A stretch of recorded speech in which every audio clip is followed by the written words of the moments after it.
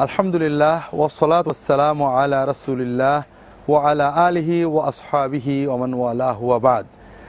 আসলে ডান দিক থেকে সকল বরকতময় ভালো কর্ম শুরু করা রাসূলুল্লাহ সাল্লাল্লাহু আলাইহি ওয়াসাল্লাম অত্যন্ত গুরুত্বপূর্ণ সুন্নত। হযরত আয়েশা রাদিয়াল্লাহু তাআলা আনহা বলছেন, কানা রাসূলুল্লাহ সাল্লাল্লাহু আলাইহি ওয়াসাল্লাম ইউহিব্বু তায়াম্মুনা ফি কুল্লি শাইইন ফি তারাজ্জুলিহি ফি তানাউলিহি ফি উমুরিহি কুল্লিহা। রাসূলুল্লাহ সাল্লাল্লাহু আলাইহি ওয়াসাল্লাম সকল কাজে ডান দিক থেকে শুরু করতে পছন্দ করতেন। চুল আঁচড়ানোর সময় ডান দিক থেকে শুরু করে এরপরে বামে, কাপড় পরার সময় ডান আগে এরপরে বামে, জুতা পরার সময় ডান পা আগে বামে, পাজামা পরার সময় সকল কাজে ঘরের থেকে বেরোতে ডান পা আগে দিয়ে বেরোনো, ঘরে ঢুকতে ডান পাটা আগে দিয়ে ঢুকা, এইভাবে সকল ক্ষেত্রে ডানকে আগে দেওয়া, ডান দিকটাকে আগে দেওয়া, ডান হাত আগে ডান দিকে শুরু করা, এটা রাসূলুল্লাহ সাল্লাল্লাহু আলাইহি ওয়াসাল্লাম অত্যন্ত গুরুত্বপূর্ণ সুন্নত। এর ভিতরে কিছু বিষয় রয়েছে যেখানে বাম হাত ব্যবহার রাসূলুল্লাহ অত্যন্ত আপত্তি করেছেন।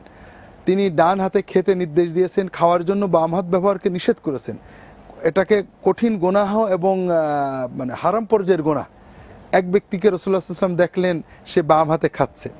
রাসূলুল্লাহ সাল্লাল্লাহু আলাইহি ওয়াসাল্লাম বলেন, তুমি ডান হাত দিয়ে খাও না ভাই। তখন সে বলল, আমি তো ডান হাতে খেতে পারি না। অহংকার করে বলল, অর্থাৎ ডান হাতে খাওয়ার এটা অভ্যাস আমার নেই, বাম হাতে গেলে সমস্যা কি? আমি ডান হাতে খেতে পারি না, অর্থাৎ আমার ছোটবেলা থেকে আমি বাম হাতেই খেতে অভ্যস্ত। তখন রাসূলুল্লাহ সাল্লাল্লাহু আলাইহি ওয়াসাল্লাম কিছু না বলে বললেন, তুমি খেতে না পারো, তুমি ডান হাতে খেতে না পারো, অর্থাৎ বদদুয়া করলেন। এবং ওই মুহূর্ত থেকে এরপরে কখনো ওই ব্যক্তি ডান হাতটা নাড়াতে পারেনি।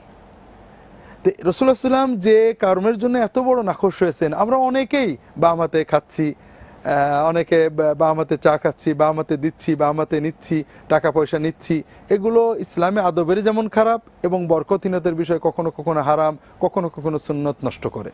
এখানে দুটো বিষয় আমাদের বুঝতে হবে। আমরা অনেক সময় মনে করতে এই ছোট ছোট বিষয় নিয়ে মোল্লারা এত বাড়াবাড়ি করে কেন, অনেকেরই মনে প্রশ্ন আসতে পারে। এখানে দুটো বিষয়। একটা বিষয় হলো যে ইসলাম আমাদের জীবনটাকে এমনভাবে সুন্দর করে, সচেতন, প্রশিক্ষিত করে তোলে।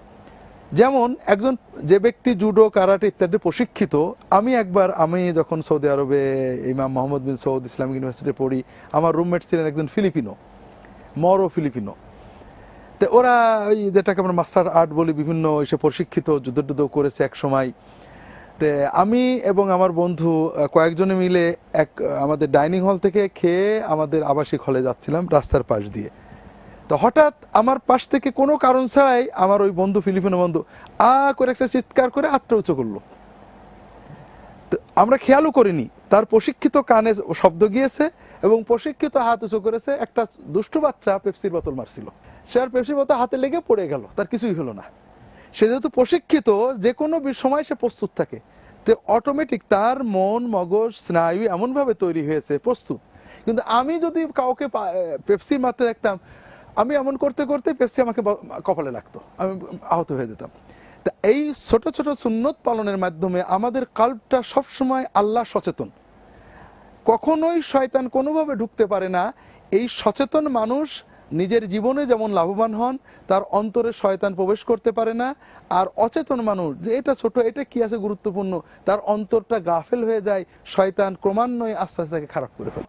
যে আমরা ছোট্ট একটা বিষয়, আমরা বাম পা আগে দিতে পারি, ডান পা আগে দিতে পারি, কিন্তু ডান পাটা আগে দিলে একটা সুন্নত পালন হবে, আমরা সওয়াব পাবো। এই সওয়াবটা পাওয়ার জন্য আমার কোনো কষ্ট হচ্ছে না, কিন্তু আমি আল্লাহর জিকিরের সওয়াব পাচ্ছি, একটা সুন্নত পালনের সওয়াব পাচ্ছি। আর কখনো কখনো আমরা বাম হাতে খাবার খেলে বাম হাতে এটা গুনাহের কাজ হয়ে যাচ্ছে আমাদের জন্য। এই গুনাহটা আমি ডান হাতে গিয়ে দিলে আমার কোনো লস হতো না। শুধুমাত্র ব্যতিক্রম আছে দুটো বিষয়ে। একটা হলো যে আমরা ময়লা ইত্যাদির জন্য বাম হাত ব্যবহার করব, আর মসজিদ থেকে বেরোনোর সময় রাসূলুল্লাহ সাল্লাল্লাহু আলাইহি ওয়াসাল্লাম শিখিয়েছেন বাম পা আগে দিতে, আর মসজিদে ঢুকতে ডান পা, বাড়িতে ঢুকতেও ডান পা, বাড়ি থেকে বেরোতেও ডান পা আগে। কিন্তু মসজিদে ঢুকতে ডান পা আগে, মসজিদ থেকে বেরোতে বাম পাটা আগে। তার কারণ কি? কারণ আমরা মসজিদ থেকে বেরোতে চাচ্ছি না, মসজিদটা আমাদের আরো প্রিয় ছিল, অনিচ্ছা করে বেরোচ্ছি, এটা